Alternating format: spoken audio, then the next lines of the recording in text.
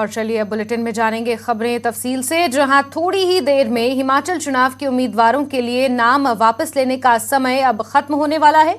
लेकिन अब तक कांग्रेस और बीजेपी के सिर्फ दो बागियों ने ही अपने नाम वापस लिए हैं, जिससे चुनाव में बागियों का दम देखने को मिलेगा। बहरहाल बागियों को मनाने में कांग्रेस जुटी हुई है। ऊना में कामयाब रही। यहां की चिंतपूर्णी सीट पर निर्दलीय खड़े हुए कांग्रेस के बागी उम्मीदवार कुलदीप कुमार ने अपना नाम वापस ले लिया है। कांग्रेस प्रचार कमेटी के अध्यक्ष सुखविंदर सिंह सुक्खू शनिवार को कुलदीप कुमार को मनाने पहुंचे थे। नाम वापस लेने के साथ ही कुलदीप को कांग्रेस के राष्ट्रीय प्रवक्ता का दर्जा दिया गया है। साथ ही सरकार बनने पर कैबिनेट मंत्री का दर्जा देने का आश्वासन भी कुलदीप को दिया गया है।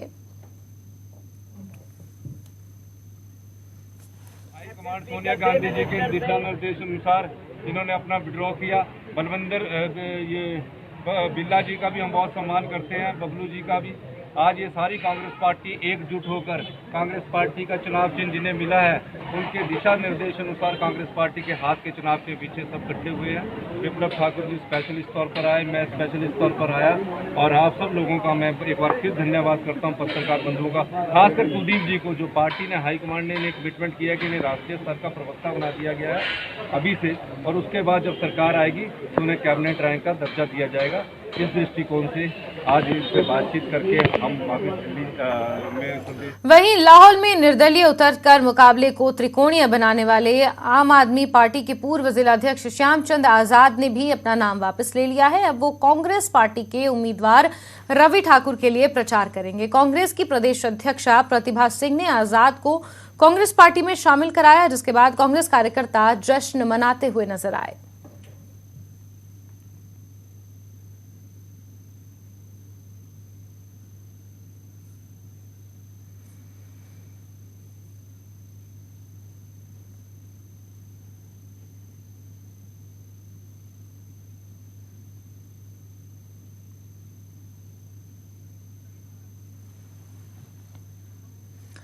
वहीं बीजेपी के भी दो बागियों ने अपना नामांकन वापस लिया है। कुल्लू से महेश्वर सिंह और धर्मशाला से अनिल चौधरी ने आज अपना नामांकन वापस लिया और बीजेपी उम्मीदवार के लिए प्रचार करने का ऐलान किया। हम आपको दोनों की तस्वीरें दिखा रहे हैं। महेश्वर सिंह जेपी नड्डा के मानने पर माने और अनिल चौधरी जिलाध्यक्ष के मानने पर। हालांकि बीजेपी के 12 बागियों ने अपना नाम वापस नहीं लिया है और इस लिहाज से आगे आने वाले समय में भाजपा की मुसीबतें अभी तक कम नहीं हुई हैं। दो तस्वीरें आप देख सकते हैं। कुल्लू सदर से महेश्वर सिंह ने अपना नाम वापस लिया है, वहीं धर्मशाला से अनिल चौधरी नामांकन उन्होंने निर्दलीय प्रत्याशी के तौर पर भरा था और मान मनव्वल के बाद दोनों ने ही अपना नामांकन वापस ले लिया है।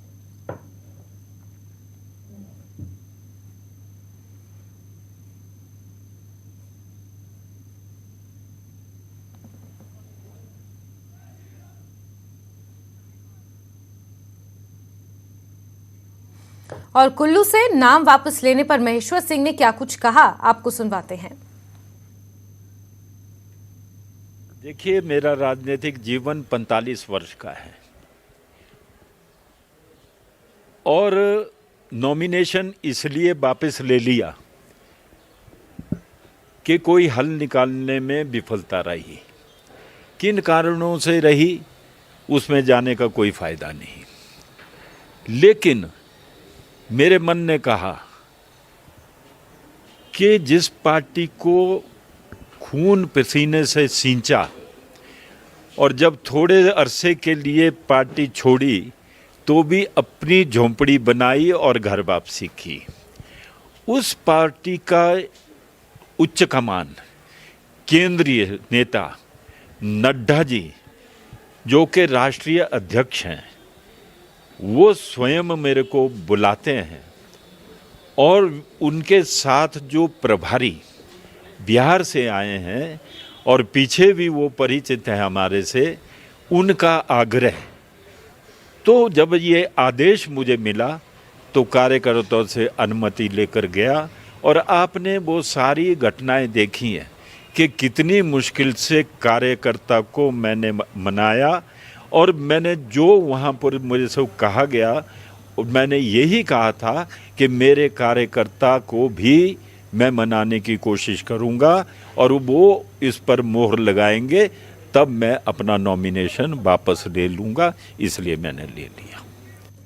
वहीं धर्मशाला से नाम वापस लेने के बाद अनिल चौधरी ने कहा कि वो बीजेपी उम्मीदवार को जिताने के लिए आगे काम करेंगे। के लिए जो है बार बार हमारे पार्टी के शीर्ष नेतृत्व ने भी आग्रह किया और हमारे जिला अध्यक्ष जो हैं ये इसके लिए जो बार बार मुझे समझा रहे थे, और हमारे ही यहाँ के जो नौजवान नेता हैं पवन काजल जी, उन्होंने मुझे से 2-3 दिन बाद लगातार संपर्क में रहे और कल वो घर में भी आए थे।